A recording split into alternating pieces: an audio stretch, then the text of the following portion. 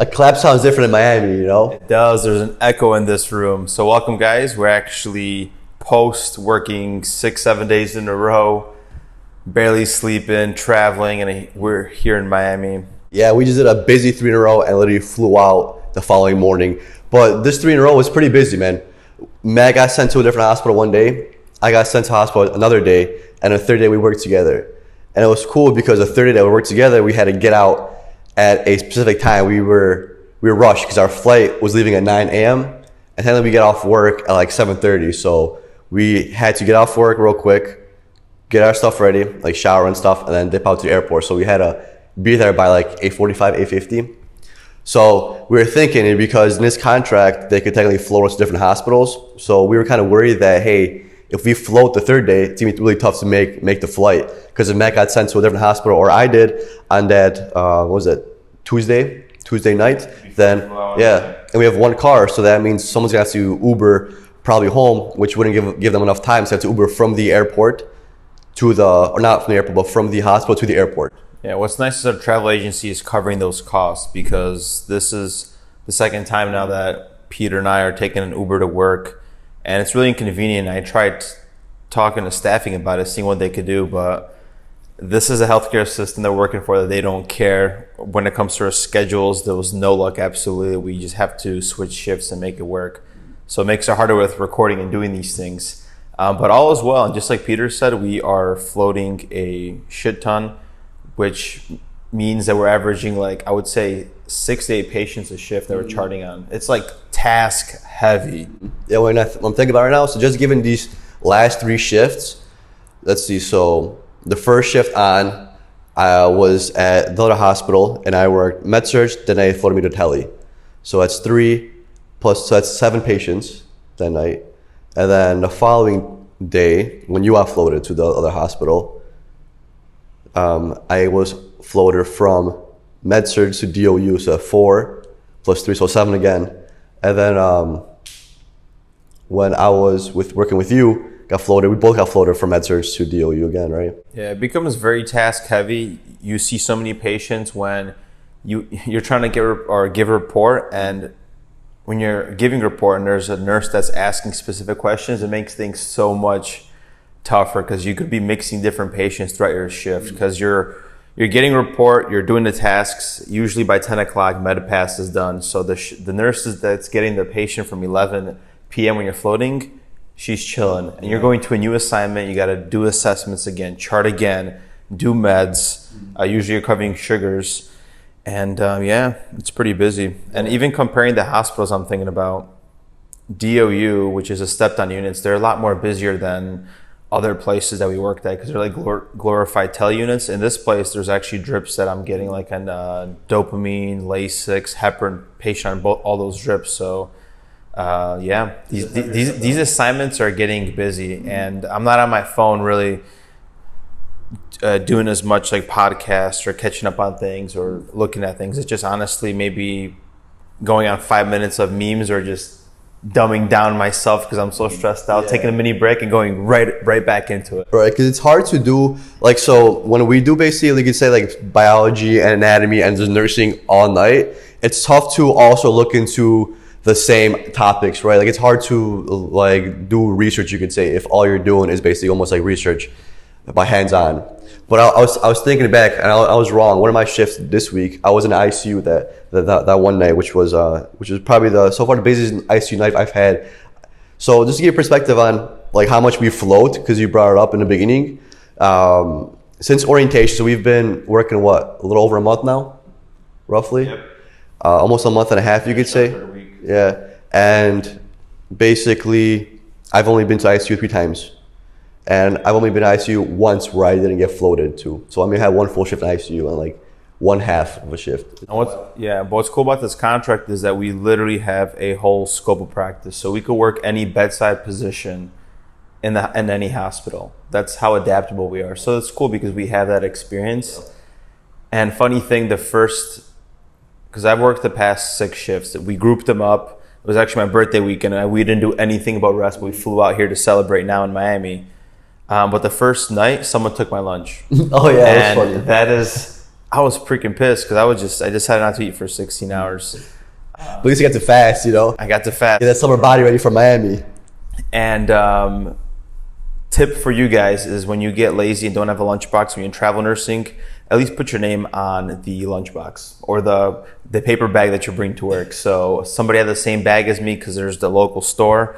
I brought like chicken and this hearty ass meal, some broccoli for the first time, and I'm opening up this bag and I see lettuce and I'm like, man, I ain't eating this shit. I ain't a rabbit. It sucked. You know, it's funny. We were talking because like imagine it was like a couple or whatever, and the person that took your lunch is like it lives in a vegan household, so he has no meat, and he was desperate for meat because, you know, he had enough of it but doesn't want to tell anybody, and he just took your lunch because you had some chicken in it.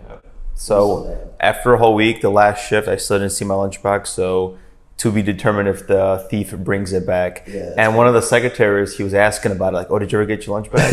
What if he took it? And he's like, yeah, I know a couple of people that I think could have done it. No way. Funny how, like, you know, this is a thing that could be happening at work, and I got wrapped up into it and someone took my food. That's so funny. Yeah, but if he already has a few people in mind, that means it's not means it's an ongoing issue. It's an ongoing issue. Yeah, but maybe we'll solve the crime while we're on contact. Yeah, maybe we'll catch them, you know, put their photo on the wall, you know, lunch thief.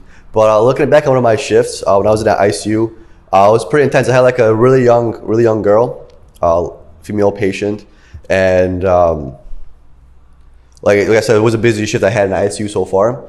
So that was when you got floated to the other side, right, the other hospital. And yeah, it was super intense. So we had a girl come in. She had a long history of, you could say cancer that metastasized to different parts of her body, and she was basically just circling the tank. So she was just decompensating the whole shift. And the issue was that it was a what? So those are the worst because you can't do anything to help them. Yeah. So like the way her disease has progressed and the issues she was faced and the situation she was in is that we knew she had to get intubated, and what we also knew, and the family knew, and everybody else knew, that if she gets intubated, she's probably not going to ever come off the ventilator, and she's probably not going to come out alive.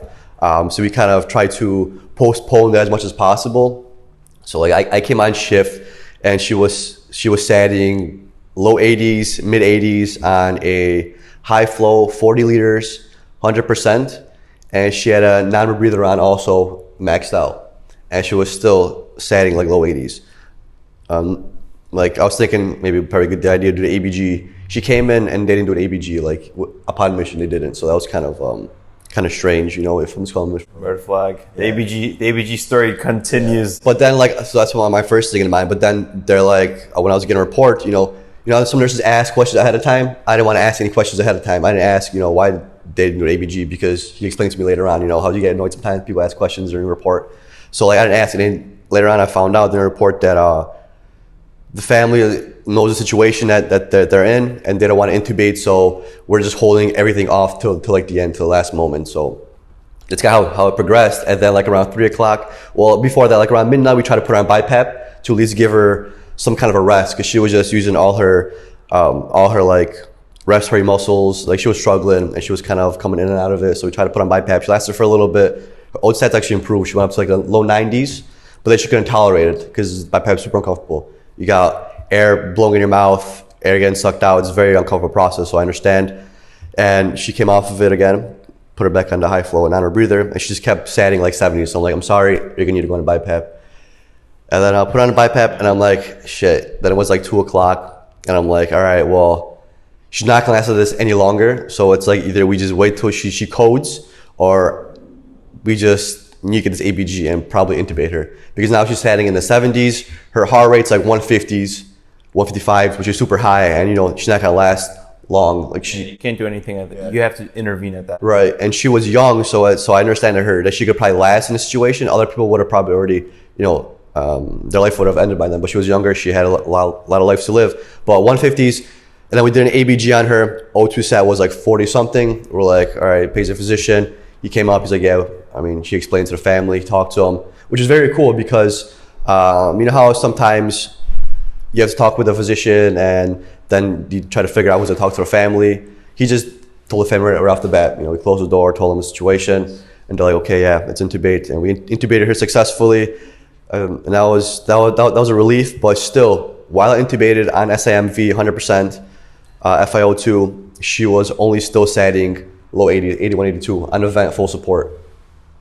Yep, and then her blood pressure started tanking at like 4 a.m. Had a max run on levo. We had to add vaso, and yeah, dude, that's where we're at. And as much as nursing is crazy and there are stories like this, what's nice is you group your shifts together, and we didn't take any vacation time off, but yet we created 5 days in our schedule, so we didn't even sleep the last shift. Yeah.